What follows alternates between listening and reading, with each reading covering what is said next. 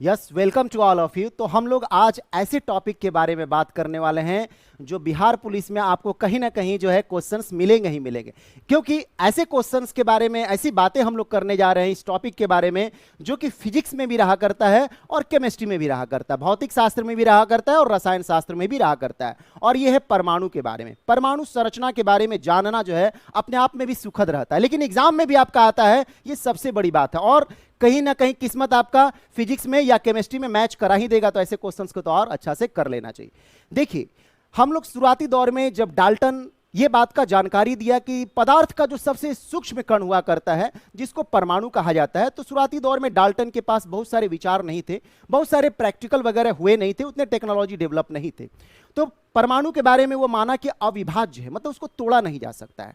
लेकिन ड्यूरिंग 1890 के आसपास में जे थॉमसन जो है एक्सपेरिमेंट कर रहे थे। उस दौरान कैथोड रे ट्यूब के नाम से एक्सपेरिमेंट कर रहे थे। तो उस दौरान देखे कि कुछ वैसे पार्टिकल्स हमारे सामने दिख रहे हैं जो कि प्रायः पहले नहीं देखे गए थे, और वो काफी हल्का है और निगेटिवली चार्ज्ड है। तो ये बात तय हो गया था कि कहीं ना कहीं जो परमाणु का एक छोटा सा हिस्सा जो है ये नेगेटिव पार्टिकल है, जिसको हम लोग इलेक्ट्रॉन के नाम से जानते हैं। अब समस्या ये खड़ा हो गया कि यदि आप नेगेटिव पार्टिकल आप बोल दिए हैं, तो समस्या ये खड़ा हो जाता है आपका कि यदि आप इसको एटम है, पहले एटम को हम लोग शुरू से ही जो है परमाणु को शुरू से ही हम लोग गोलाकार माने हैं। अब बात है कि नेगेटिव आप जब यहां पर रख दीजिएगा तो प्रॉब्लम ये खड़ा हो जाएगा कि निगेटिव निगेटिव जो ऋणात्मक हुआ करता है या समान चार्ज जो होता है एक साथ तो रहेगा नहीं, इलेक्ट्रोस्टैटिक रिपल्सन लगेगा जो, तो दूर भागना पड़ेगा। तो एटम जो है यह क्या हो जाएगा, अनस्टेबल। लेकिन ऐसा तो होता नहीं है, एटम तो स्टेबल है।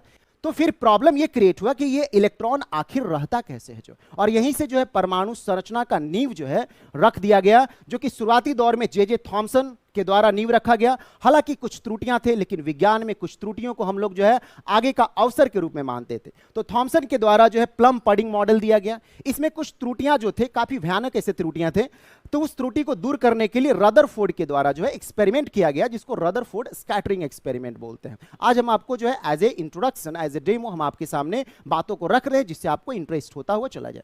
रदरफोर्ड का जो मॉडल है उसमें जो है जानकारी जो हम लोग समझते हैं एटम के बारे में, कि एटम का जो सेंट्रल पार्ट होता है वो पॉजिटिवली चार्ज होता है, दैट्स कॉल्ड एज न्यूक्लियस, और उसके चारों तरफ जो है इलेक्ट्रॉन चक्कर काटता रहता है। अब इसके साथ कई सारी अच्छाइयां हैं, क्योंकि हम लोग आज भी परमाणु का जो सोच है, जो कल्पना है, हम लोग इसी के आधार पे करते हैं। तो क्या इसमें प्रॉब्लम हो गया, तो कुछ इसमें इलेक्ट्रोमैग्नेटिक थ्योरी का जो है एक तरह से थ्योरेटिकल रूप से जो है प्रॉब्लम थे। इसको रिजॉल्व जो है नील्स बोर नामक वैज्ञानिक ने किया था, जो जर्मनी के थे। तो नील्स बोर जो थे वो क्वांटम थ्योरी को इसके साथ लगाए कि जो ऑर्बिट है, जो इलेक्ट्रॉन घूम रहा है, उसका एनर्जी जो है